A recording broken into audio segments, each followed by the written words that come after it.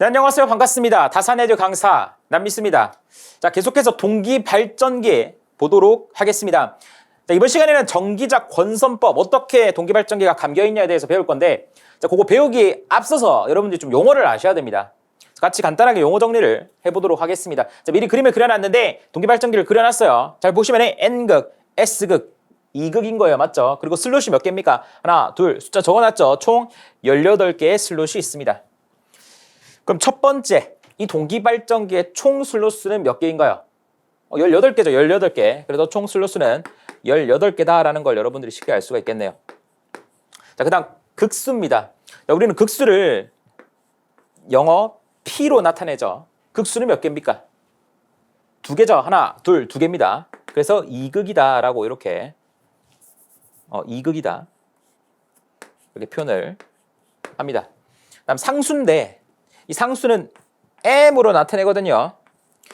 우리가 일반적으로 동기 발전기는 전부 다 3상입니다. 맞죠? 그래서 상수는 항상 3상이니까 3입니다. 자, 여기까지는 쉬워요. 자, 우리가 매극, 매상의 슬롯수라는 용어가 나옵니다. 얘는요, 이렇게 Q로 나타냅니다. 그래서 이거를 공식을 막 암기하시는 분들이 있는데 암기할 게 없어요. 이거 자체가 공식입니다. 매 극당, 매 상당 슬롯수를 얘기하는 겁니다. 일단 전체 슬롯수가 몇 개라고 했습니까? 18개라고 했죠. 그러면은 18개입니다. 첫 번째, 매 극당 슬롯수 구해볼게요. 매 극당 슬롯수. 매 극이라고 하는 건 한 극당 슬롯수가 몇 개입니까? 2극이니까 한 극당 슬롯수는 2로 나눠주면 되겠지. 2로 나눠줍니다. 맞죠? 곱하기. 매 상당 슬롯수는 어떻게 돼요? 매 상이다라고 하는 것은 매 상이라고 하는 거 이걸 상수를 얘기하는 거예요. 맞죠? 그래서 얘는 매 상당이니까 3으로 나눠줘. 한 상당 슬롯을 알고 싶은 거니까. 그래서 3으로 나눠주면 됩니다. 그래서 계산하면은 뭐가 나옵니까? 3이 나오는 거죠. 그래서 매 극, 매 상당 슬롯은 3개가 되는 것이죠. 그림에서 보시면은 전체 18개 중에서 매 극당 슬롯은 몇 개입니까? 자, N 극에 해당되는 슬롯은 하나, 둘, 셋, 넷, 다, 일곱, 여덟, 9개가 되는 것이죠. 그쵸? 근데 9개 중에서 매 상이니까 3으로 나눠야 되니까 요 3개가 뭐가 되는 거예요? 얘네들이 매극, 매상의 슬롯수가 된다라는 거죠. 어렵지 않죠? 자, 그 다음에는 총 코일 수가 나오는데, 자, 이것도 잘 이해를 해주셔야 되는데, 우리가 코일이다라고 하게 되면은, 자, 이렇게 보통 그립니다. 일반적으로. 자, 이렇게. 자, 이렇게. 그림이 조금, 그림이 이게, 하나, 둘, 셋. 잘 그려야 돼. 자, 잘 그려보도록 하겠습니다. 좋습니다. 자, 이게 뭐야? 이제 코일이다 생각해 주시면 됩니다. 코일. 그래서 코일 몇 개를 그렸습니까? 코일 1개를 그렸어요. 자, 코일 1개 도체는 몇 개일까요? 자, 도체는 뭐냐면은, 자, 정확하게 말씀드리면은 이 코일에서요, 이 부분 지금 노란색으로 표시한 부분을요, 우리가 코일 변이라고 부릅니다. 또는 얘를 도체로 불러요. 그리고 여기에 있는 얘를 이게 구분이 잘 되겠죠? 여기에 있는 얘를 코일 단이라고 부릅니다. 잘 보시면 코일 1개 도체가 몇 개예요? 코일 변이 몇 개예요? 2개잖아. 그래서 도체에서는 코일에서 코일 1개에는 도체가 2개가 되는 겁니다. 그러니까 얘를 왜 구별하냐면은 우리가 발전기에서 자속이 이렇게 존재하지 않습니까? 여기 N극이고 여기 S극이지 않습니까? 그러면은 N극에서 S극으로 자기장이 발생을 할 것이고 얘가 어떻게 돼요? 발전기니까 돌면서 얘를 끊을 거죠. 끊습니다. 그리고 유기전을 만들어내는데 실제 유효하게 일을 하는 애들이 코일 변이잖아. 얘네들이 끊잖아요. 노란색이. 주황색은 하는 게 없어요. 그래서 얘는 도체라고 안 부르는 거예요. 말씀드리고 싶은 건 뭐냐면은 코일의 개수의 2배가 도체예요. 다른 말로는 도체를 뭐 해주면 돼요? 2분의 1 해주시면 도체의 개수에서 2분의 1 해주시면 코일의 개수가 나오겠죠. 그럼 총 코일 수는 어떻게 구해요? 전체 도체 수를 구한 다음에 2로 나눠주면 되겠지. 그럼 이걸 2층권이다라고 보도록 하겠습니다. 2층권이다라고 하는 것은 슬롯 한 개에 코일이 몇 개 들어가는 거야? 아니, 코일이나 도체가 몇 개 들어가는 거야? 2개 들어가는 거지, 맞지? 그러면은 전체 도체 수는 어떻게 돼요? 18 곱하기 2가 되는 거겠지. 그래서 전체 코일 수를 구하기 위해서 18 곱하기 2 이렇게 해주십니다. 그럼 이게 전체 도체 수예요. 그럼 도체 수를 2로 나눈 것이 뭐가 됩니까? 코일 수가 되는 것이지. 그래서 18개가 총 코일 수가 됩니다. 요거에 대한 개념만 여러분들이 이해하시면 그 다음 쉽게 넘어갈 수 있어요. 그 다음 전기자 권선법 보도록 하겠습니다. 그러면은 동기발전기 권선법 보도록 하겠습니다. 자, 처음에 배우는 권선법이 뭐냐면은 집중권과 분포권입니다. 일단 집중권이 뭐냐면은 제가 지금 슬롯을 그렸어요. 슬롯을 이렇게 그린 거고 여기에다가 도체를 넣습니다. 맞죠? 그래서 도체 3개를 넣는다라고 보도록 하겠습니다. 집중권은 말 그대로 이 도체를 집중시키는 거예요. 그래서 한 곳에 도체를 이렇게 넣어주면 돼요. 3개를 한 곳에 집중시켜주면 된다. 그래서 이렇게 감는 것을 집중권이다 라고 부르게 되는 것이고 분포권은 지금 도체가 3개니까 어떻게? 분산시킵니다. 분포니까 분산시켜서 이렇게 감는 것이죠. 얘를 뭐라고 하냐면 분포권이다 라고 합니다. 자, 결론만 말씀드리면 집중권과 분포권 중에서 우리는 무엇을 채택한다? 분포권을 채택을 한다라는 거예요. 반드시 여러분들이 기억을 해주셔야 됩니다. 그럼 왜 분포권을 채택을 할까요? 그 이유가 있겠죠. 왜 분포권일까? 도대체 한번 보도록 하겠습니다. 일단 장점이 있습니다. 장점. 자, 첫 번째, 고조파를 제거합니다.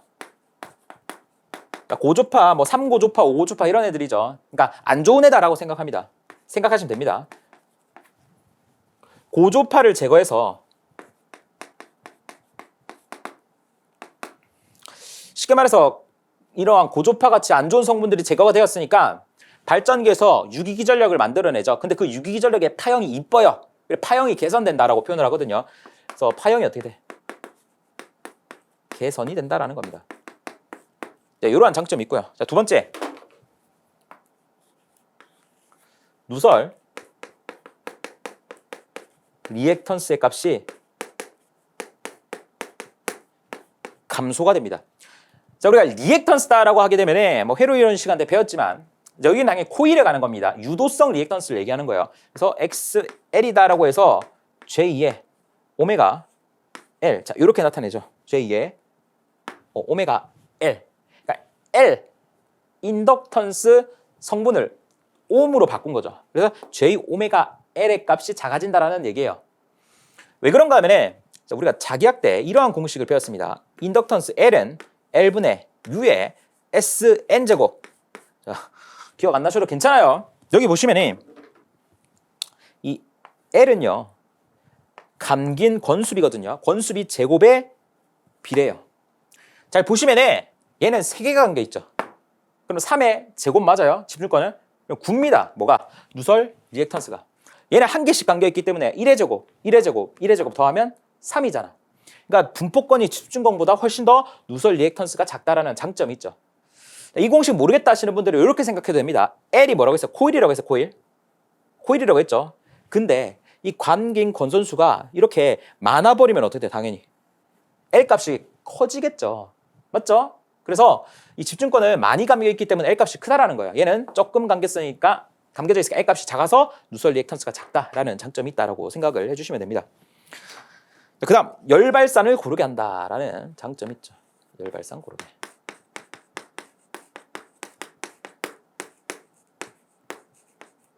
자, 이거는 뭐냐면은 당연히요 이 코일에 전류가 흐르면 열이 발생할 거죠. 근데 얘는 집중되어 있으니까 열이 엄청나게 많이 발생할 건데 얘는 분포되어 있으니까 열 발산이 고르게 된다라는 의미가 됩니다.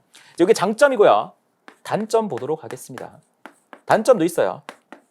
자, 단점 첫 번째 뭐냐면은요 얘는 자, 집중권에 비해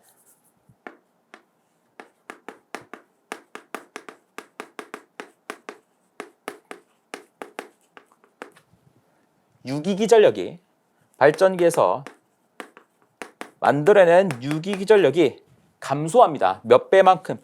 K의 D배만큼 감소를 해요. 그래서 이러한 단점이 있음에도 쓰는 이유가 뭐야? 파형이 개선되기 때문이에요. 그러니까 문제에서 물어보면 왜 분포권을 씁니까? 파형이 개선되어서. 물론 유기기전력이 감소되는 단점도 있지만 이것을 무시할 만큼 이 효과가 더 좋다라고 생각을 해주시면 됩니다. 그럼 도대체 이 KD는 뭘까? 이 KD. 이 KD다라고 하는 것은요. 분포권 계수라고 불리는 놈입니다. 뭐라고요? 분포권 계수. 뭐라고? KD. 그래서 D가 뭐야? 디스트리뷰션의 약자입니다. 디스트리뷰션이 뭐야? 분산되어 있다라는 거죠. 그럼 얘가 공식이 어떻게 유도가 되냐면 집중권의 유기기전력분의 분포권의 유기기전력이 되는 겁니다. 앞서 말씀드렸지만 집중권의 유기기전력이 분포권보다 훨씬 더 크다라고 했죠. 그럼 요 값은 뭐가 돼요? 1보다 작은 값이 되겠죠. 그러니까 KD배만큼이라고 표현을 한 거겠지. 작아지니까 얘를 곱하면. 그러면 얘는 공식을 여러분들이 반드시 기억을 해주셔야 되는데 자, 요거 어떻게 외우냐? 자, 이렇게 갑니다. 일단 사인 2n분의 2n분의 맞죠? 2n분의 파이 이거 기억합니다. 일단 뭐라고요? 사인 2n분의 파이 기억합니다. 분자에도 사인 2n분의 파이 적고 분모에도 사인 2n분의 파이 적어줘요. 여기까지 오케이. 그리고 매극 매상의 슬로스 아까 배웠던 Q로 표시를 했는데 이 Q가 무조건 밑으로 내려와. 여기서 둘 중에 뭐가 미치죠? 얘가 미치죠. 여기서 둘 중에 뭐가 미치죠? 얘가 미치죠. 요게 바로 이제 분포권 계수의 공식이 됩니다. 여러분들 절대로 잊으시면 안 됩니다. 요거 정말 시험에 많이 나옵니다. 자, 여기서 Q는 뭐예요? 매극 매상의 슬로스. M은 뭐예요? 상수. 일반적으로 3으로 주어지겠죠. 3상이니까. 파이 뭐 이런 것들은 다 상수값이 되는 겁니다. 그래서 문제에서 분포권 계수를 구하시오 하고 Q값 주고요. 그리고 M값 주고요. 그냥 계산하라. 이거 그냥 계산기에 넣으면 되는 겁니다. 근데 제가 앞서 요거에 대한 설명을 안 드렸습니다. 고조파를 제거한다라고 했는데 어떻게 고조파를 제거하냐? 봅니다. 이 분포권 계수가 예를 들어서 지금은 이제 정상적인 거죠. 근데 n 고조파의 분포권 계수가 있습니다. 그러면은 얘가 공식이 dn이 붙고요. 여기도 파이 앞에 n이 붙어요. 다른 색깔로 해야겠다. dn이 붙어요. n이 붙고 여기에 n 파이 앞에 n이 붙어요. 이렇게 되면은 n 고조파의 분포권 계수가 됩니다. 만약에 3 고조파의 분포권 계수를 구하고 싶다. 그럼 n 대신에 3을 넣어주면 됩니다. 그리고 이 값이 0이 되는 값을 찾잖아요. 그러면은 그 해당 고조파가 제거가 되는 거예요. 이러한 원리로 고조파를 제거해서 파형을 개선한다라는 겁니다. 그래서 이제 집중권과 분포권은 이제 요 정도만 정리하시면 됩니다. 네, 그 다음은요. 동기발전기 권선법 두 번째 전절권과 단절권을 비교해 보도록 하겠습니다. 일단 전절권은 제가 미리 적어놨죠. 운전할 전자에 마디 절자입니다. 그러니까 전체를 다 쓰는 방법이에요. 그래서 full pitch winding 영어로 쓰면 그러니까 full 전체죠. 이 pitch는 마디를 뜻하는 거예요. 어쨌든 전체를 다 쓴다는 얘기입니다. 그 말이 뭐냐면은 제가 옆에 이렇게 그림을 그려놨어요. 요거는 여러분들 용어 정리할 때 제가 그려드렸던 그림입니다. 이 전절권은 예를 들어서 이렇게 감는 거예요. 1번에 넣어요. 1번에 넣어서 몇 번으로 뺀다? 10번으로 빼는 것이 전절권이 되는 겁니다. 그러니까 N극에 넣어서 S극으로 나오는 거죠. 그러니까 전체를 다 쓴 거예요. 여기 그림을 그려보게 되면 자, 지금 여기서 1, 2, 3, 4, 5, 6, 7, 8, 9, 10 번호를 매겼죠. 제가 여기 그린 게 1번, 2번, 3번, 4번, 5번, 6번, 7번, 8번, 9번, 10번이 되는 거예요.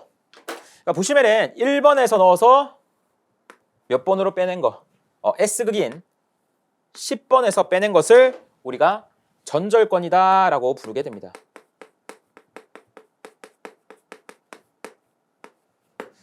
자, 그럼 단절권은 뭐냐면 이 단자가 짧은 달자예요. 절은 마디절이고 그래서 short pitch winding입니다. 그러니까 짧게 쓴다는 거예요. 전체를 쓰는 것이 아니라 예를 들어서 얘 또한 1번에서 넣습니다. 1번에서 넣는데 얘는 10번이 아니라 8번 정도 짧게 감는다라는 얘기입니다. 그럼 그것을 밑에다 표현을 하게 되면 여기 똑같습니다. 1번에 넣어서 8번이 어디입니까? 8번 여기죠. 그래서 8번에서 빼낸다. 자, 이게 바로 이제 단절권이 되게 되는 것이죠.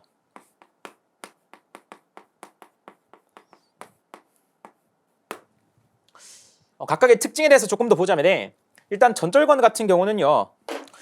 코일 간격과 극 간격을 비교해 볼 겁니다. 코일 간격은 어디예요? N극에서 S극까지가 뭐가 됩니까? 코일 간격이 되는 거죠. 즉, 다시 극 간격이 되는 거지. N극에서 S극까지가 뭐가 되는 겁니까?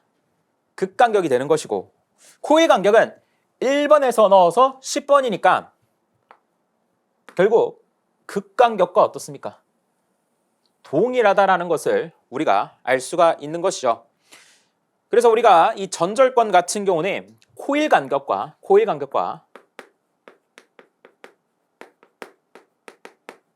극 간격이 같다라는 특징을 가지고 있습니다.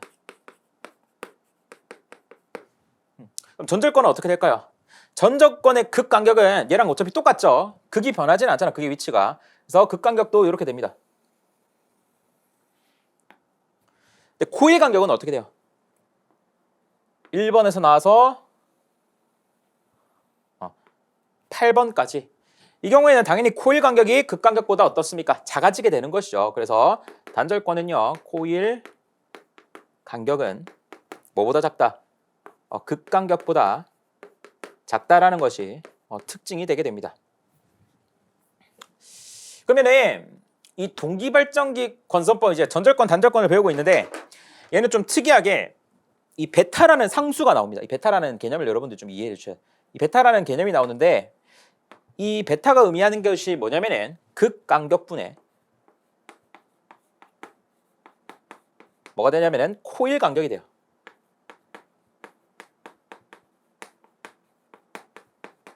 자, 이거 외울 게 아니라 극 간격분의 코일 간격, 즉 초록색 길이 분의 주황색 길이가 베타로 정의한다라는 겁니다. 그럼 전절권 같은 경우는 어떻게 돼요? 초록색 길이 분의 주황색 길이니까 전절권은 그냥 베타 값이 1이 되겠죠. 얘랑 같으니까. 근데 단절권 같은 경우는 그렇게 안 될 겁니다. 왜? 우리가 이 경우에서 베타 값을 한번 구해보도록 하겠습니다. 일단 극 간격 어떻게 됩니까? 극 간격 구해볼게요. 요 길이를 1이라고 볼게요. 1, 2, 3, 4, 5, 6, 7, 8, 9. 극간격이 9가 됩니다. 즉 N극에서 S극까지의 극간격이 9가 되겠고요. 코일 간격은 어떻게 됩니까? 1, 2, 3, 4, 5, 6, 7이 되는 거죠. 7. 그래서 여기서부터 여기까지의 간격이 7이 되는 겁니다. 여러분들 뭐 문제 풀면서 아시겠지만 단순히 1에서 나와서 8에서 다시 1에서 들어가서 8에서 나왔으니까 간격이 8이겠구나. 자, 이렇게 하면 안 되고 이렇게 그림을 그려야지 안 헷갈립니다. 실제 간격은 7이 되는 거죠. 그래서 베타 값이 어떻게 해요? 9분의 7이 된다. 자, 이거를 조금 더 여러분들이 잘 기억을 해주셔야 됩니다. 가는 문제에서 이 극간격을요. 그냥 극간격은 몇이다. 그러니까 일반적으로 극간격과 코일 간격이 주어지는데 극간격이 안 주어지고 이 극간격이 어떻게 주어지냐면은 총 슬로스와 극수가 주어집니다. 그러니까 이 극간격은 어떻게 구할 수가 있냐면은 총 슬로스에 뭐를 나눠주면 극수를 나눠주면은 이게 이제 극간격이 되는 것이죠. 우리가 여기 그림 가지고 그렸죠. 이 전체 총 슬로스는 1, 2, 3, 4에서 18개가 되는 것이죠. 이 18개고 몇 극입니까? 2가 되는 것이죠. 2극이 되는 거잖아. 그래서 9가 되는 것입니다. 이 9는 결국 이 9랑 같다라는 것을 우리가 알 수가 있다라는 거죠. 당연히 극과 극 사이의 간격이 되는 것이니까 전체 슬로스를 해당 극 개수로 나눠주면 그게 극 간격이 된다라는 거죠.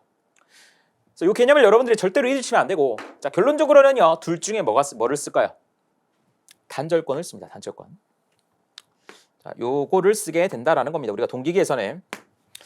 그러면 똑같이 왜 단절권을 쓸까요? 우리가 단절권을 쓰는 이유에 대해서 한번 알아보도록 하겠습니다. 왜 단절권을 쓸까? 단절권을 쓰는 이유.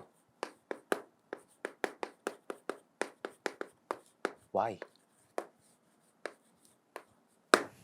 자, 일단 장점이 있을 겁니다. 장점. 자,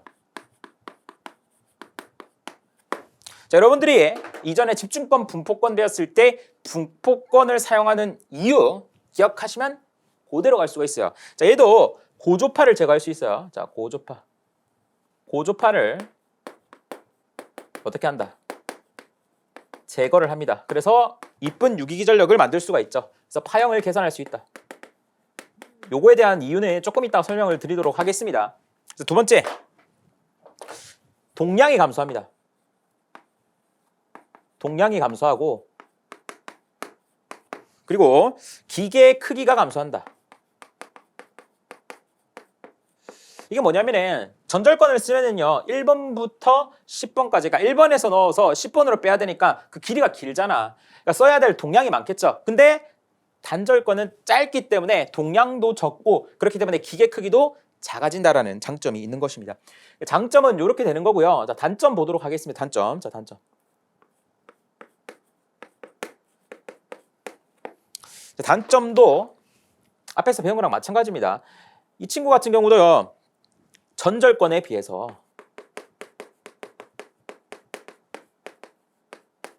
유기기전력이 어떻다? 감소를 합니다. 근데 몇 배만큼? K의 P배만큼 감소를 한다라는 것이죠. 그럼 KP 얘는 뭘까요? 이 KP다라고 하는 친구는 우리가 지금 단절권을 채택한다고 했기 때문에 단절권 계수가 됩니다. 단절권 계수. K, P가 되는 것이죠. P는 뭐의 약자일까요? 피치의 약자입니다. 피치. 그래서 얘 역시도 어떻게 정의를 하냐면은 전절권의 유기기전력분의 단절권의 유기기전력으로 정의를 하게 되는 것이죠. 자, 이 흐름을 보시면 아시겠지만 앞에 분포권이랑 집중권이랑 흐름이 똑같습니다. 맞죠? 그래서 얘는 공식으로 여러분들이 조금 기억해 두세요. 자, 이렇게 기억합니다. 사인에 자, 베타에다가 곱하기 2분의 파이가 됩니다. 그러니까 이 베타라고 하는 것은 얘를 얘기하는 겁니다. 이 베타에다가 뭘 곱한 거다? 2분의 파이를 곱한 거다. 절대로 여러분들이 잊으시면 안 됩니다. 그러면 우리가 예를 들어서 N차 고조파의 단절권 계수는 어떻게 구하냐면 분포권이랑 마찬가지로 N을 곱해주면 됩니다. 여기에다가 N파이 해주면 되겠지. N파이 이렇게 해주면 되겠지. 그러면은 얘를 0으로 만드는 베타 값을 찾게 되면은 이 베타 값을 쓰게 되면은 3고조파가 제거된다라는 거죠. 그러니까 우리가 3고조파를 제거하고 싶어요. 그러면 N 대신에 뭘 넣어요? 여기다가 3을 넣어. 3을 넣고 이 사인 베타 곱하기 2분의 3파이를 0으로 만족하는 베타 값이 있을 거 아닙니까? 맞죠? 그럼 이 베타 값대로 감아주는 거죠. 이 베타 값이 뭐라고? 극간격분의 코일 간격. 그냥 극간격분의 코일 간격을 맞춰주면 되는 거죠. 이 베타가 나온 그 값으로. 그렇게 맞춰주면 그 고조파를 제거할 수가 있다고. 그래서 우리가 고조파를 제거해서 파형을 개선할 수가 있다라는 겁니다. 이러한 이유로 우리가 단절권을 쓰게 되는 것이죠. 그래서 마지막에 여러분들 팁박스 밑에 보시면 제가 정리해놨습니다. 우리가 지금까지 배운 거 보면은 동기 발전기는 어떤 걸 씁니까? 전기자 건설법 중에서 분포권과 단절권을 쓰게 됩니다. 그러니까 여러분들이 분포권, 단절권 절대 잊으시면 안 된다. 그래서 우리나라 어떤 국가입니까? 우리나라는 유일한 단 국가죠. 그래서 분포권, 단절권 절대로 잊으시면 안 됩니다. 보시면은요, 뭐 분포권, 단절권 그리고 이층권, 중권을 사용한다라고 되어 있는데 우리가 직육이 때 그 건설법 할 때 제가 암기법 가르쳐 드렸죠. 곱해이 기억납니까? 짜장면 곱빼기. 그래서 고상권, 폐로권, 이층권 정확하게는 이층권 중에 중권에다가 분포권과 단절권만 추가해줬다라고 생각을 해주시면 됩니다. 그래서 그냥 분포권, 단절권만 기억하셔도 상관은 없어요. 그러니까 곱해이에서 분단만 추가해주면 된다. 자, 그리고 분포권과 단절권을 사용하는 주된 이유는 기전력을 다소 감소되나 고조파를 제거하기 위해 파형을 개선할 수 있는 장점이 있기 때문이다. 제가 분포권도 마찬가지고 단절권도 마찬가지고 얘네들의 장점은 고조파를 제거해서 파형을 개선한다고 했습니다. 근데 단점은 유기기전력이 감소한다는 단점이 있었어요. 근데 이 고조파를 제거해서 파형 개선하는 장점이 워낙 더 유효하기 때문에 우리가 분포권과 단절권을 사용한다라고 했죠. 그래서 문제에서 분포권과 단절권을 사용하는 주된 이유는 무엇인가 하면 무조건 파형 개선으로 선택해 주시면 모두 정답이 되게 됩니다. 그래서 여기까지가 동기발전기의 권선법이었습니다. 네, 그 다음은요 동기발전기의 유기기전력입니다. 그래서 유기기전력 공식 교재에 나와 있죠. 이거는 조금만 여러분들이 기억을 해주세요. 4.44에 F의 파이 M, 여기서 F는 주파수고 파이 M은 최대 자속입니다. 그리고 N은 감긴 권수비가 되는 것이죠. 이게 단위는 뭐가 되겠어요? 볼트가 되는 거예요. 그래서 위에 유도 과정이 있는데 유도 과정 여러분들 모르셔도 됩니다. 그래서 결과값만 저렇게 좀 기억을 해 주실게요. 시험에는 유도 과정 안 물어봐요. 저 결과값만 기억하면 됩니다. 근데 교재를 보니까 여기에 KW다라고 상수가 곱해져 있죠. 걔는 뭐냐면은 사실 요까지만 나타내게 되면은 여기서 만들어낸 이제 유기기전력 값이 이렇게 된다라는 건데 얘는 집중권으로 감았을 때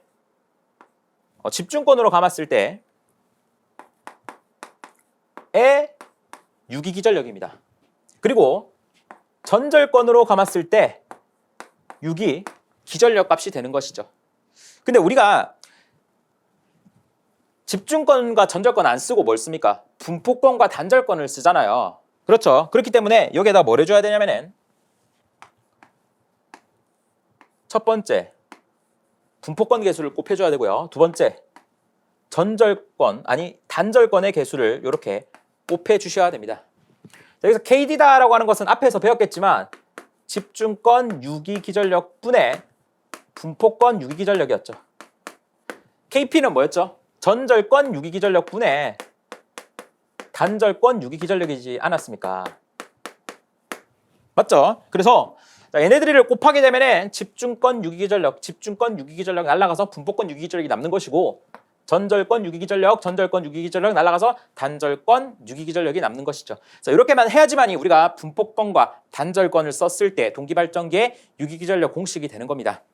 근데 교재 보시면은요 KD 그리고 KP 요거를 그냥 KW다라고 나타낸 거예요. 여기 곱한 거를 쓸 통틀어서 KW다. 그래서 권선 개수다라고 표현을 합니다. 이 W는 와인딩, 감는 것을 와인딩이라고 하는 거잖아요. 그래서 이렇게 되었구나. 이 정도만 여러분들이 이해를 해주시면 되고, 자, 여기서 여러분들이 반드시 기억을 해야 된다는 게 하나 있습니다. 이 4.44 F 파이 N KW는요 무조건 상전압입니다. 뭐라고요? 상전압이다. 왜 그런가 하면은 동기발전기 전기자는 무슨 결선으로 합니까? Y결선으로 한다고 했잖아요. 제가 앞에서 Y결선 한다고 혼자 생쇼를 했잖아요. 여러분들 기억나시죠? 자, 잊어먹으면 안 돼요, 여러분들. 제가 그렇게까지 강의를 했는데 여러분들 절대로 잊으시면 안 됩니다. 진짜 제가 찾아갑니다. 이거 막 갑자기 기억이 안 난다 이러면은 아시겠죠? 진짜 찾아오실 건가요? 진짜 찾아갑니다. 자, Y결선. 그러면은 이 권선 여기에서 만들어지는 유기기전력이 요 값이라고요. 그러니까 여기서 만들어지는 게 뭐예요? 4.44의 F의 파이 M의 N의 KW라고. 그러니까 상전압이라는 거죠. 그리고 밑에 보시면은 뭐 정격전압, 단자전압 뭐 이렇게 나와 있죠. 얘는 Y결선이에요. 그러니까 Y결선에서 문제에서 여기를 물어볼 수가 있어요. 지금 이게 밑에 정격전압, 단자전압 의 값을 얘기하는 겁니다. 요거는 그냥 여기에다가 Y결선이니까 당연히 상전압에 루트 3 해주면 되잖아. 여기서의 유기기전력은 뭐 단자전압이 V로 나타낼게. V는 루트 3에 뭐 해주시면 돼요? 이거 해주시면 되겠지. 그냥 4.44에 F의 파이 M의 N이 되는 거죠. 따로 뭐 공부할 게 없죠. 그래서 이렇게만 여러분들이 좀 정리를 해주시면 되겠고요. 자, 이게 이제 동기발전기 유기기전력 끝이고 옆에 보시면은 밑에 보시면 동기발전기 파형을 정연파로하기 위한 방법이 나와 있습니다. 이것도 한번 정리를 해보도록 하겠습니다. 이것도 시험 문제 은근히 자주 나오거든요. 자, 파형을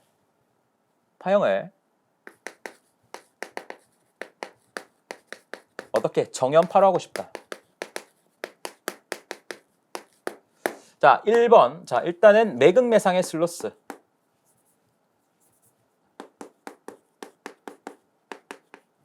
글씨가 왜 이러지? 매상의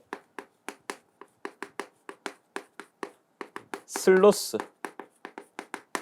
자, Q였죠, Q. 기억나시죠? Q. 의 값을 어떻게 한다? 크게 해주면 됩니다. 얘를 크게 해주면 된다라는 거예요. 자, 우리가 분포권 계수 기억나시나요? K, D 분포권 계수. 자, 여러분들 정지하고 쓰고 오세요. 쓰고 오셨죠? 안 쓰고 왔잖아요. 빨리 쓰고 오세요. 다 압니다. 자, 우리가 K, D 어떻게 구했어요? 사인 2 n분의 파이 분의 똑같은 거 적으라고. 사인 2 n분의 파이 하고 매극매상의 슬로스 Q를 밑에다 넣으라 했잖아. 밑에 이렇게 밑에다가 넣습니다. 얘를 0으로 만드는 애를 찾기만 한다면 고주파를 제거해서 파형을 계산할 수가 있다고 말씀드렸습니다. 그러면 요 Q값이 어떻게 돼? 지금 Q값이 크다라고 했죠. 이 Q값이 크다라는 얘기는 뭡니까? 자, 분수에서 이 분자가 어떻게 되는 거예요? 커지는 거죠. 그럼 KD 값은 작아지는 거죠. 그 말은 0에 가까워진다, 맞아요? 그렇죠? 강사님, 근데 요 사인 안에 있는 Q는 뭔가요? 자, 어차피 사인이라고 하는 것은 여러분들 사인 그래프 이렇게 하시면은 커봐야 1입니다. 커봐야 1이라고. 마이너스 1에서 1밖에 안 나옵니다. 그래서 안에 거는 상관하지 마세요. 그리고 얘가 커지게 되면은 얘가 작아지니까 0을 만들 수가 있다라는 거죠. 그래서 파형이 개선된다라는 의미가 되겠고. 자, 두 번째. 우리나라는 무슨 국가입니까? 분단 국가죠. 그래서 분포권과 단절권을 채용하게 되면은 파형을 개선할 수 있다라고 배웠고. 자, 세 번째. 사슬롯을 제작한다. 전기자 철심 사슬롯이라고 되어 있는데, 자, 사슬롯 가로 열고 영어로 스큐드 슬롯입니다. 자, 스큐드 슬롯을 채용을 한다라는 거죠. 제가 괜히 멋있어 보이려고 영어를 쓴 게 아니에요. 자, 여러분들 스큐드 전부 다 여러분들 알고 있는 단어입니다. 여러분들 모두가 알고 있어요. 자, 얘 뭐냐면은 스크류바 아세요? 스크류바 할 때 이 스큐드를 씁니다. 스크류바 어떻게 되어 있어요? 이렇게 되어 있지. 그리고 이렇게 되어 있지 않습니까? 그래서 슬롯을 이렇게 스큐드, 이렇게 우리말로 하면 사슬로, 사가 경사할 때 사자거든요. 이렇게 경사지게 했다. 그 말을 뜻하는 겁니다. 슬롯을 사슬로, 스큐드 이렇게 경사지게 채용을 하게 되면은 이쁜 정연파를 얻을 수 있다라는 얘기예요. 아시겠죠? 그 다음 네 번째, 공극의 길이입니다. 공극의 길이를 어떻게 한다? 증가시킨다라고 되어 있죠. 이 말은 무슨 말이냐면은 우리가 공극 계속 나옵니다. 이 공극은 뭐라고 했죠? 전기자와 뭐 사이? 계자 사이를 공극이라고 했습니다. 공극의 길이가 크다라는 건 얘네들 사이가 크다라는 거니까 얘네들 사이에 어떤 연관관계가 떨어진다라고 말해도 되나요? 얘네들 사이에 분명히 전기자 반작용이 일어납니다. 맞죠? 근데 얘네들 사이가 멀게 되면은 전기자 반작용이 작아지게 되겠죠. 전기자 반작용이 작아진다라는 건 주자속을 왜곡하지 않는다라는 얘기니까 결국 파형이 개선된다라고 볼 수가 있겠네요. 그래서 이렇게만 여러분들이 정리를 해주시면은 이 파트는 끝이 나고, 옆에 개념 확인 문제가 있는데 간단하게 풀어보도록 하겠습니다. 1번 동기기의 전기자 권선법이 아닌 것은, 자, 우리가 동기기에서는 분단국가 생각합니다. 분포권과 단절권을 채용한다라고 되어 있죠. 그래서 4번의 전절권 아니게 되는 겁니다. 2번 Y결선 3상 동기발전기에서 극수 6, 한극의 자속수 0.16, 회전수 1200, 코일원수 186, 권선계수 0.96일 때 단자 전압에 대해서 물어보고 있죠. 이제 결론은 이제 요식을 써보라는 겁니다. 요식을 다시 한번 써볼게요. E는 4.44에 F의 파이 M의 N의 권선계수 K, W가 되는 것이죠. 문제에서 지금 보시면은 자속수 0.16. 자, 얘가 뭐라 했어? 0.16이라고 주어져 있고요. 그리고 자, 실수 많이 하는데요. 이 N 값은 회전 속도가 아닙니다. 권선수예요. 1200 넣고 이러면 안 돼. 권선수가 186이다라고 되어 있죠. 186. 그리고 권선계수는 0.96 맞나요? 96이라 되어 있네요. 0.96 넣어주시면 돼요. 문제가 되는 게 이제 이 F값을 줘야 돼요. F값이 안 주어져 있는데 그 대신에 주어져 있는 게 뭡니까? 극수랑 회전 속도가 주어져 있죠. 우리가 그러면은 요 공식 아실 겁니다. NS라고 하는 것은 120F 나누기 P가 되는 것이죠. 그래서 NS 1200rpm이라고 주어져 있죠. 극수는 얼마라고 되어 있습니까? 2극이다라고 되어 있는 거 맞나요? 1200에 극수 6이네요. 6. 죄송합니다. 6극이다라고 되어 있죠. 그랬을 때 우리가 F값 구해주시면 됩니다. 그럼 F값이 뭐가 나와요? 이거 약분해 주시면은 60이 나옵니다. 맞죠? 계산기 넣어주실 테고 이거 6 하면 이게 20이 되잖아. 그럼 0, 0하고 2 나누면 60이 되잖아요. F값이 60이 되는 거예요. 여러분들 만약에 F값을 구해야 돼 잘 모르겠다 싶으면은 우리 상용 주파수 뭡니까? 60이에요. 60 넣어주시면 돼요. 여기에다가 자 60을 여러분들이 넣어주셔서 계산기에 넣어주시면 되겠지. 4.44 곱하기 60 곱하기 0.16 곱하기 186 곱하기 0.96 해주시게 되면은 13,182V가 나오게 될 겁니다. 자, 그다음 3번입니다. 동기발전기 기전력의 파형을 정연파로 하기 위한 틀린 것은 묻고 있죠. 자, 1번 매극매상의 슬로스를 크게 하게 되면은 우리가 분포권 계수를 0으로 만들 수가 있기 때문에 파형 개선이 가능하다. 2번 단절권 및 분포권으로 한다. 그렇죠. 분단국가 기억하시면 되고 3번 전기자 철심을 사슬로 스큐드 슬롯 스크류바 생각하시면서 채용을 하게 되면은 우리가 이쁜 파형을 얻을 수가 있죠. 공극의 길이를 작게 한다. 공극의 길이가 작다라는 건 계자와 전기자 사이가 가까워지니까 전기자 반작용이 커져가지고 파형이 왜곡이 될 겁니다. 그래서 4번이 틀렸죠. 공극의 길이는 크게 해야 된다. 그래서 동기발전기의 유기전력 여기까지 정리를 해주시면 됩니다. 네, 그 다음은요 전기자 반작용입니다. 우리가 전기자 반작용은 직류기 때 앞서 학습을 했습니다. 전기자 반작용이 뭔가요, 여러분들? 주 자속을 전기자 자속이 방해하는 것을 전기자 반작용이라고 했습니다. 그래서 동기 발전기를 가지고 왔고 지금 N극에서 자속이 어떻게 해요? 이렇게 발생을 하는 것이죠. 이 상태로 계자가 회전하게 되면 이 자속이 끊기면서 전기자의 전류가 흐르게 되는 것인데 예를 들어서 전류가 이렇게 들어가는 전류가 발생했다라고 보겠습니다. 그럼 자기장이 발생할 건데 이렇게 발생을 하게 되는 것이죠. 그래서 이 자기장이 지금 초록색의 주자속을 방해하는 것을 전기자 반작용이라고 한다. 자, 그런데 동기기에서는요 부하가 R이냐 L이냐 C냐에 따라서 그리고 발전기냐 전동기냐에 따라서 감자작용, 증자작용, 감자작용이라고 하는 것은 자속이 감소하는 것이고 증자작용이다 하는 것은 자속이 증가하는 거예요. 자, 교차자화다라고 하는 것은 주자속이 이렇게 있고 전기자에 의한 자속이 이렇게 크로스로 되는 형상을 뜻하는 겁니다. 그래서 각각의 경우마다 상황이 다 달라지는 것이죠. 결론만 말씀드리면 요 표만 여러분들이 기억을 해주시면 됩니다. 근데 지금 요 표니까 요 6개를 외워야 되는 건데 하나만 외우게 되면은요 나머지는 외울 필요가 없습니다. 왜?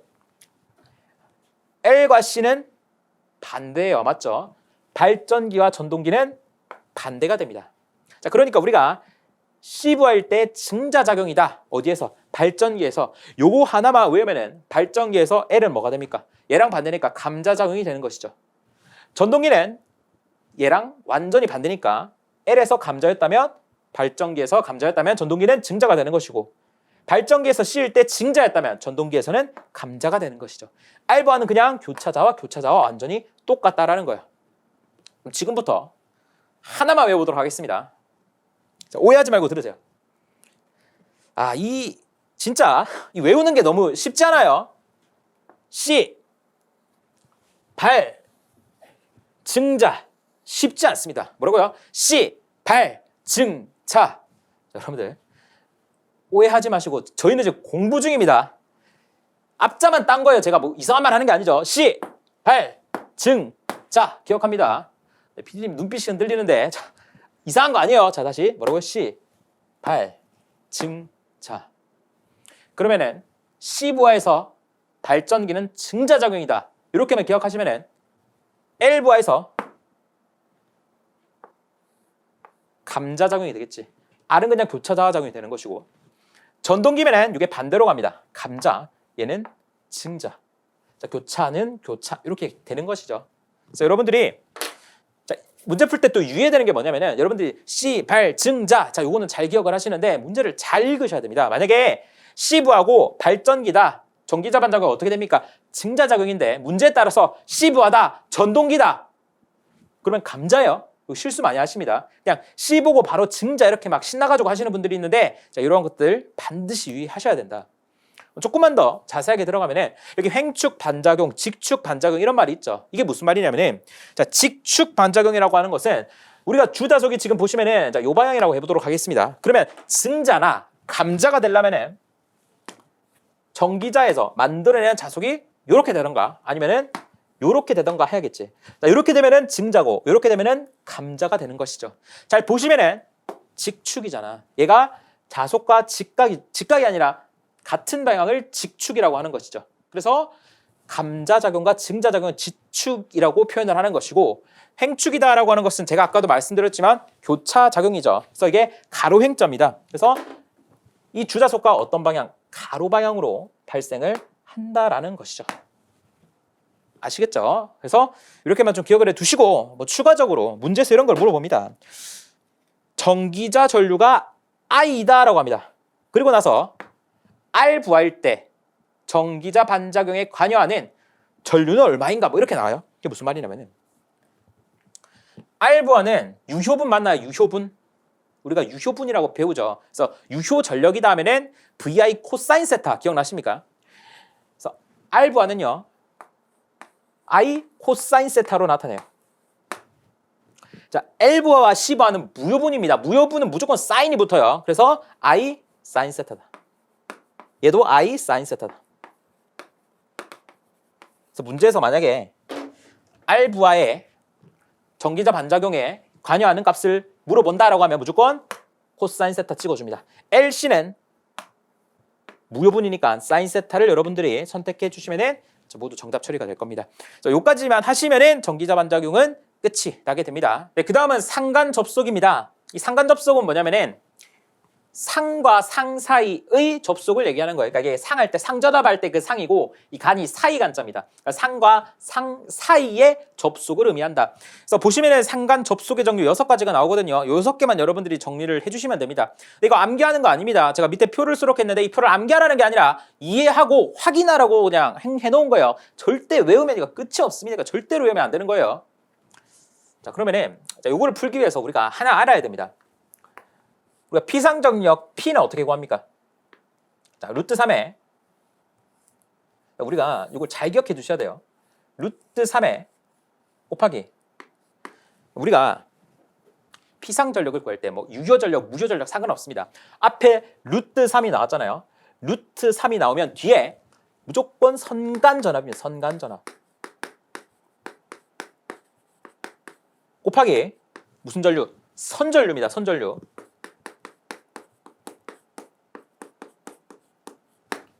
만약에 앞에 루트 3이 아니라 숫자 3이 오게 되면 이 경우에는 상전압입니다. 상전압. 그리고 상전류가 와야 돼요. 자, 요거를 여러분들이 일단 절대로 잊으시면 안 되겠다. 루트 3이 오면 선간, 선 기준이고 3이 오면은 상 기준이다. 일단은 시험 문제에서는 요 상간 접속에 관련해서는 루트 3, 선간전압, 선전류. 자, 요 공식으로 출제되기 때문에 자, 요걸로 정리를 해보도록 하겠습니다. 그러니까 실제 시험 문제에서 이러한 그림을 주어주고 얘의 선간전압은 얼마이고 선전류는 얼마이고 전체 피상전력은 얼마인가. 자, 이게 물어본다라는 거죠. 그러면은 Y형부터 가보도록 하겠습니다. 그럼 첫 번째 우리가 뭐부터 구해볼까요? 자, 첫 번째 자, 선간전압부터 구해보도록 하겠습니다. 자, 보겠습니다. 자, 이렇게 Y결선이니까 이렇게 조금 더 그려보도록 할게요. 지금 요 건선에 걸리는 전압이 E라고 되어 있습니다. 맞죠? 그럼 여기도 E가 걸리겠네요. 그러면은 상전압은 2E가 되는 거죠. 2E가 됩니다. 그러면은 선간전압은 어떻게 되겠어요? 상전압이 2E니까 선간전압은 루트 3 곱하기 2E가 되니까 2 루트 3E가 된다라는 걸 알 수가 있겠네요. 아, 그래서 선간전압은 2 루트 3E가 되겠구나. 자, 그 다음 선전류입니다. 선전류. 선전류는 어떻게 됩니까? 선전류는 Y결선입니다. 여기 흐르는 전류가 지금 I다라고 나와 있죠. 그러면은 여기 흐르는 전류도 I가 되겠네. 선전류는 그냥 I가 된다라는 걸 알 수가 있죠. 선전류는 I가 되겠구나. 그럼 비상전력은 어떻게 됩니까? 비상전력. 자, 비상전력은 어떻게 구한다고 했습니까? 자, P는 루트 3의 선간전압 이 루트 3의 선전류 I. 자, 요거를 계산해 주시면 되겠지. 그러면 6EI가 됩니다. 맞죠? 6EI가 된다라는 거를 알 수가 있겠네요. 어렵지 않죠? 이렇게 풀어 주셔야 됩니다. 자, 다음 거 보시면은 델타형입니다. 뭐 똑같습니다. 델타형.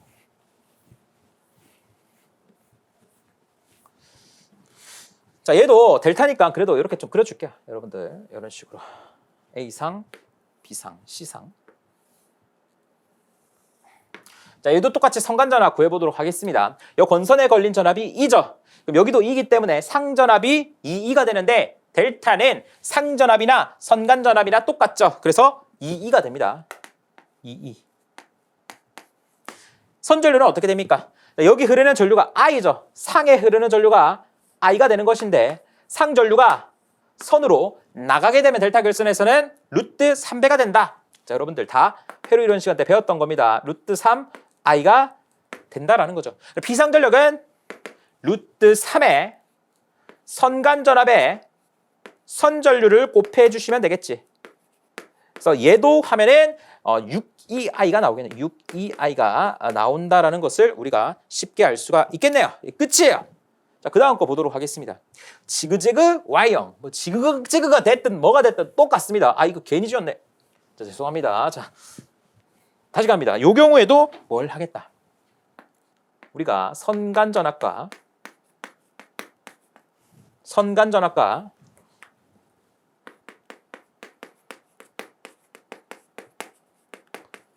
선전류와 피상전력을 구해보겠다라는 겁니다. 자, 갑니다. 얘도 뭐 A상, 실제 이렇게 되겠지. 그리고 B상, C상 이렇게 되는 겁니다. 자, 얘는 좀 잘 보셔야 됩니다. 일단 Y결선은요, 상전압을 구해야 됩니다. 그리고 나서 상전압에다 루트 3을 곱해야 되는데, 자, 여기 권선에 걸리는 전압이 2예요. 여기 권선에 걸리는 전압이 2입니다. 그러면은 상에 걸리는 전압은 요 전압이 되는 겁니다. 맞죠? 요 전압이 되는 거예요. 여기에 전압이 되는 것이죠. 그래서 단순히 2 더하기 2는 2이다 이렇게 구하면 안 돼요. 이거는 이제 벡터적으로 보셔야 되는데 벡터, 많이 어렵죠? 이렇게 생각하시면 됩니다. 여기서 자, 이렇게 되면은 여기서 분명히 플러스 2V죠. 그리고 나서 여기도 뭐요? 2V가 됩니다. 자, 얘네들을 합성하게 되면은요. 자, 요러한 벡터가 됩니다. 그러니까 이 벡터와 이 벡터를 합하면 이 빨간색 벡터가 된다고. 이게 벡터의 합성입니다. 강사님 도대체 뭔 말인지 모르겠어요. 자, 이렇게 생각을 해보도록 하겠습니다. 자, 부산이에요. 여기가 부산이에요. 제가 부산 사람입니다. 강사님 안 물어봤는데요. 네, 죄송합니다. 자, 부산이에요. 부산에서 여기가 대전이야. 대전을 거쳐서 서울로 왔다라고 보도록 하겠습니다. 그럼 실제 이동거리는 부산에서 대전 간 거 더하기 대전에서 서울 간 건데 벡터는 이러한 경로를 싹 다 무시하는 겁니다. 그냥 결과만 보겠다라는 거야. 얘가 부산에서 출발했잖아. 도착지는 어디야? 서울이잖아요. 그냥 부산에서 서울까지 이 직선거리를 의미하는 겁니다. 이해되시죠? 그래서 부산에서 대전, 대전에서 서울 간 걸 더하면은요. 그냥 부산에서 서울 간 것을 구하면 된다라는 얘기입니다. 이게 벡터의 합성이에요. 그럼 이 빨간색 길이를 구하면 되는 것이야. 자, 갑니다. 지금 보시면은요. 이렇게 수선의 발을 내리도록 하겠습니다. 수선의 발을 이렇게 내리도록 하겠죠. 이 지그재그 Y형은요. 지금 여기가 굽어져 있습니다. 이렇게 굽어져 있죠. 이 굽어진 각도가 120도예요. 120도가 됩니다. 그렇기 때문에 지금 얘의 길이도 이고 얘의 길이도 입니다. 이등변 삼각형이기 때문에 여기서 수선의 발을 내리게 되면은 120도가 정확하게 2분의 1, 60도가 돼요. 즉 여기 각도가 뭐가 돼요? 60도가 돼요. 60도. 그리고 여기 각도는 어떻게 됩니까? 삼각형 세 각의 합은 180도니까 30도가 되는 거예요. 30도. 그랬을 때 잘 보세요. 이 길이가 입니다. 이 길이가 입니다. 그럼 이 빨간색 요 길이는 얼마가 돼요? 요 길이는 이 곱하기 코사인 30도 맞아요? 이 곱하기 코사인 30도가 됩니다. 즉 요 길이는 이 곱하기 코사인의 30도가 됩니다. 혹시 이해 안 되시면 삼각함수 파트 쪽 공부하고 오셔야 됩니다. 잘 모르겠다. 코사인은요. 찍어요. 뭐라고요? 코사인은 찍는다고. 지금 여기서 우리가 요 길이를 구하고 싶은 거잖아요. 그럼 요 길이에서 이렇게 찍어버리게 되면 요 길이가 되는 거잖아. 그랬을 때 여기 코사인 30도를 곱해주시면 돼요. 그냥 그렇게 기억하셔도 됩니다. 이 코사인 30도가 근데 몇 개야? 2개잖아. 맞죠? 코사인 30도가 얼마야? 2분의 루트 3입니다. 그럼 2 곱하기 2분의 루트 3이 2개 있으니까 요 길이는 루트 3이가 되는 것이죠. 뭐라고요? 루트 3이가 되는 것입니다. 자, 이 값이 상전합 값이니까 선간전합은 어떻게 됩니까? 선간전합은 자, A와 B 사이의 각도가 선간전합이 되는 것이고 이 선간전합의 크기는 얘의 루트 3배 한 3이가 되는 것이죠. 그렇구나. 그래서 선간전합이 3이가 되는 것이죠. 선전류는 여기 흐르는 전류가 I입니다. I. 얘는 그냥 쭉 이렇게 타고 흐르잖아요. 그렇기 때문에 여기는 그냥 I가 되는 것이죠. 그래서 선전류는 I가 되는 것이고 피상전력은 루트 3에 선간전압 3E에 선전류 I가 되는 것입니다. 그래서 3 루트 3 2I. 자, 밑에 교재 보시면은 뭐 5.192I 이렇게 되어 있는데 3 루트 3 계산기에 넣으면 그게 5.19예요. 오케이. 그 다음 가보도록 하겠습니다. 그 다음은 뭐 2중 Y다. 뭐 2중이든 3중이든 저희한테는 문제될 게 없어요. 자, 얘도 Y이기 때문에 일단 상전압을 구해야 됩니다. 상전압을 구해야 되는데 자, 여기가 2죠. 여기도 2. 왜? 병렬 연결은 전압이 일정하니까. 그럼 상전압 그냥 2죠. 선간전압 루트 3이잖아 그냥. 뭐 설명할 것도 없죠. 그런데 여기 흐르는 전류가 I입니다. 여기 흐르는 전류도 I죠. 그럼 KCL에 의해서 I랑 여기서 만났지. 그럼 여기로 흐르는 전류는 2I가 되는 거 맞아요. 그러면은 선전류는 2I가 되겠지. 그래서 선전류는 2I가 되겠고 비상전력은 P는 루트 3에 선간전압 루트 3E에 전류 2I가 되는 거니까 얘도 6EI가 되겠네요. 6EI가 된다라는 것을 알 수가 있겠습니다. 그 다음 또 보도록 하겠습니다. 계속 똑같은 내용이에요, 여러분들. 이거 들으시면서 야 이제는 더 이상 안 들어도 되겠다. 넘어가야겠다. 막 넘기시는 분이 있는데 그분들이 똑똑한 거예요. 이해를 잘 하신 거예요. 왜? 지금 똑같은 거를 지금 6번 하고 있는 거예요. 자, 이중 델타 보겠습니다. 얘도 델타죠. 델타죠. 자, 여기 E, 여기도 E. 그러면은 여기 전체 상전압도 E. 병렬 연결에서는 전압이 일정하니까. 선간전압도 델타니까 E. 그래서 E가 됩니다. 그냥. 선전류입니다. 여기 흐르는 전류가 I. 여기 흐르는 전류가 I. 그럼 상전류는 2I가 되는 것이지. 그러면 상전유에서 선전류로 가게 되면은 델타는 루트 3 해줘야 된다. 2 루트 3 I.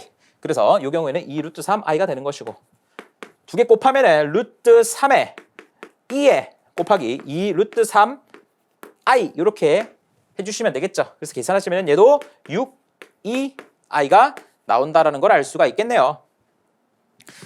자, 마지막 지그지그래 지그 델타 뭐 별게 뭐 어떻게 곤선이 이렇게 된 거야 도대체 뭐 이게 왜 이러는지 모르겠지만 여러분들 시험에 나오니까 어쩔 수가 없어요. 얘도 델타죠. 그럼 델타 요 가운데 만들어줍니다. 이렇게 만들어주기 시작해요. 자, 딱 A, B, C 되어 있지. 이렇게 만들어주기 시작합니다. 그럼 똑같습니다. 여기 걸리는 상전합을 구해야 돼요. 지금 보시면은 여기가 2가 걸리죠. 여기도 2가 걸립니다. 그래서 여기가 2가 걸리고 여기가 2가 걸려요. 부산에서 대전 갔다 서울 간 거죠. 합성 배터는 그냥 부산에서 서울 간 거라니까 요 길이를 여러분들이 구해주시면 되고 요 길이는 아까랑 똑같습니다. 뭐라겠습니까? 루트 3이에요. 요 경우 아까 똑같기 때문에 생략합니다. 설명을. 그래서 루트 3이가 되는 것이고 선전류는 자, 여기 흐르는 전류 I죠. 그럼 여기도 I입니다. 근데 자 여기에 있는 건 상에 흐르는 전류가 되는 것이고 상이 지금 선으로 나갔으니까 루트 3배 해주셔야겠지. 그래서 루트 3 I가 되는 것이고 비상전력을 구하라고 했으니 루트 3에 루트 3E에 그리고 루트 3에 I를 해주시게 되면 여기도 뭐 3 루트 3 그렇죠. 3 루트 3 2I 뭐 이렇게 되는데